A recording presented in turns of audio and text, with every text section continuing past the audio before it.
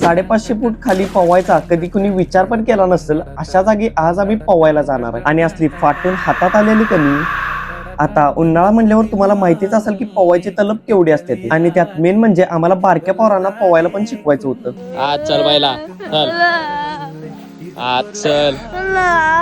एक मोठा प्रॉब्लेम आमच्या समोर येऊन बसलेला तो म्हणजे जाईल त्या विहिरीमध्ये पाणीच नव्हतं. ही बघा पहिली विहीर झाली, ही दुसरी, ही तिसरी, अशा कितीतरी विहिरी बघितल्यात पण कुठल्याच विहिरीत पाणी नव्हतं. त्यात बारकी पोरं असली रडालतीत कणी काही बोलायच नको, कारण त्यांना पण माहिती आहे हो ह्यांच्यासोबत पोहायला गेलं म्हणजे की पहिल्या दिवशीपासून नेव्ही भरतीत एंट्री करतात. पण विहिरीमध्ये पाणी नसल्यामुळं आजचा भरतीचा दिवस त्यांच्या उद्याचाला ढकलला. मग त्यांना घरला घेऊन आलो तेवढ्यात आईस्क्रीम वाला दादा पण आलत. त्यांना बघितल्यावर एकदमच फ्लॅशबॅक झाला. बारक्यापणी आमच्या कनी असंच एक आईस्क्रीम वाला मामा येत होतं आणि ते बरेच दिवस झाला आलं नाहीत. काय माहिती काय विषय, सोडा चालायचं, वक्त बदलता येत नाही. बारक्या पोरांना घरातच ठेवून निघालो आम्ही खणीमध्ये पोवायला. तिथं खण बघितल्या बघूनच फाटून हातात आलेली, कारण या खणीमध्ये भरपूर माणसं मेल्या. एका टायमिंगला मनात आलं की पोवूया का नको, लाईफ में रिस्क येतो मजा आहे म्हणत टाकल्या आम्ही उड्या. आईची गांड खाली बघितल्या असली भ्या वाटत होतं की नाही तुम्हाला पटणार नाही, पण वॉटर लेवल पासून 350 फूट खाली खोल आहे ही खण आणि वर 200 फूट.